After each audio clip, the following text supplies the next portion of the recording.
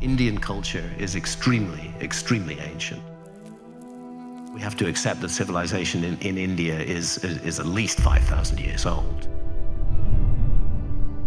That is one of the mistakes in looking for a quote-unquote advanced civilization in the past, is that we tend to be looking for ourselves. Whereas it's possible for a civilization to be advanced in other ways. Could the astonishing Kailasa temple at the Ellora caves, carved meticulously from a single massive rock, truly be the work of mere mortal hands? There is a particular seal that has survived, and it shows a figure which is recognizable as the god Shiva. This ancient architectural marvel, built in the 8th century under the patronage of King Krishna of the Rashtrakuta dynasty, stands as a monument not only to devotion and artistry, but also to an engineering prowess that seems almost superhuman. I think we're confronted by an enormous mystery with megalithic sites all around the world, and we don't understand them properly. With its elaborate carvings and grand scale, the Kailasa temple has sparked a captivating debate. Was this colossal structure really constructed using primitive tools of the age, or does it bear evidence of intervention by an advanced civilization, possibly beyond our earthly realm? Some people think that the answer is extraterrestrial visitors. I don't think that's the answer, but who knows? Tucked away in the basaltic hills of Maharashtra, the Ellora Caves complex is an architectural marvel of ancient India.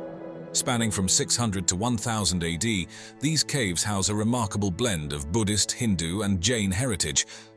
Among them, Cave 16, better known as the Kailasa Temple, stands out as the crowning glory of the site. Historically referred to as Veral, the area's location along ancient north-south trade routes undoubtedly played a critical role in its development. The Kailasa Temple, known for being the largest monolithic rock excavation in the world, showcases the advanced state of engineering and architectural skills during the 8th century.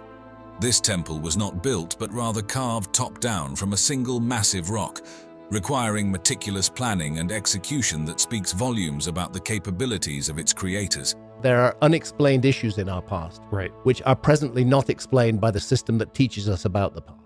Under the patronage of King Krishna I of the Rashtrakuta dynasty, the temple was commissioned around the mid-8th century.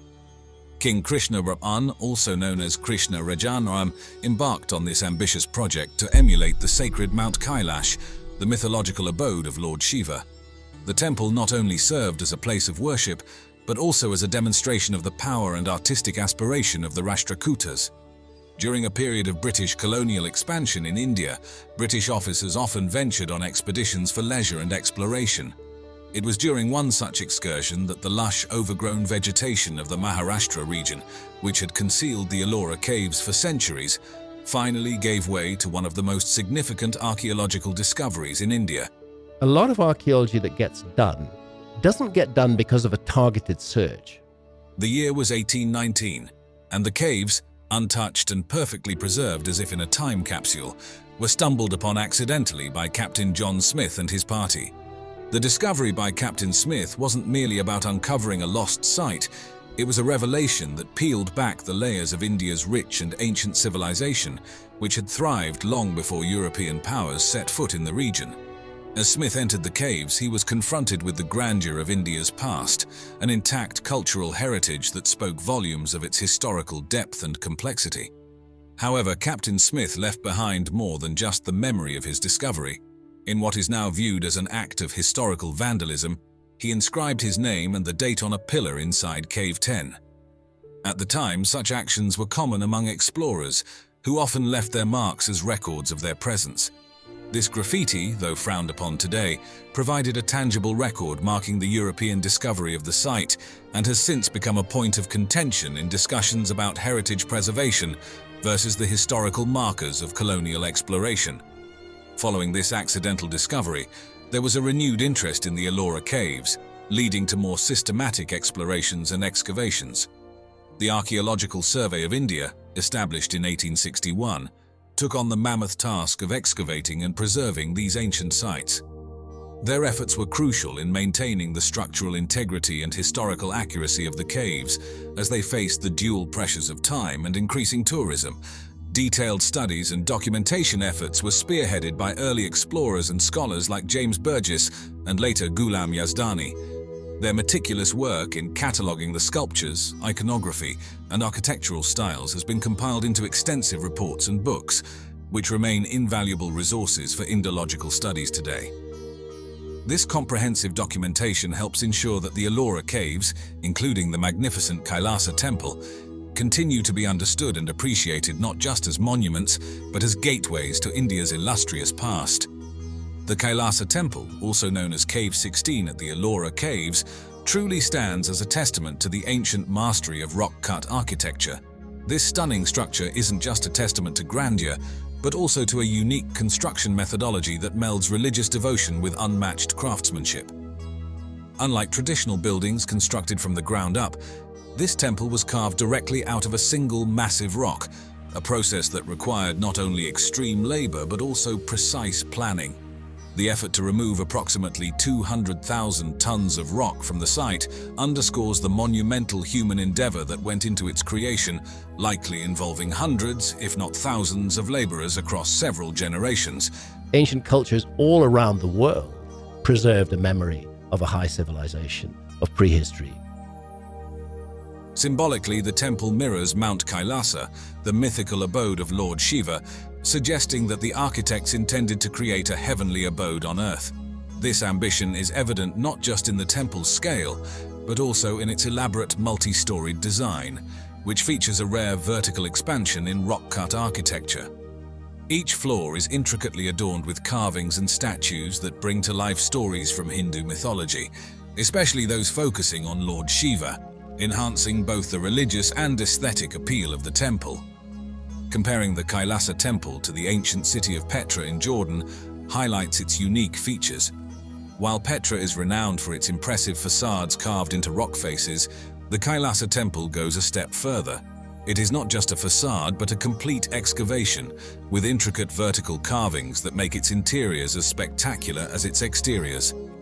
Unlike Petra's relatively plain interiors, the Kailasa temple is elaborately detailed, with entire floors, columns, and ceilings that are ornately decorated to reflect Hindu religious themes.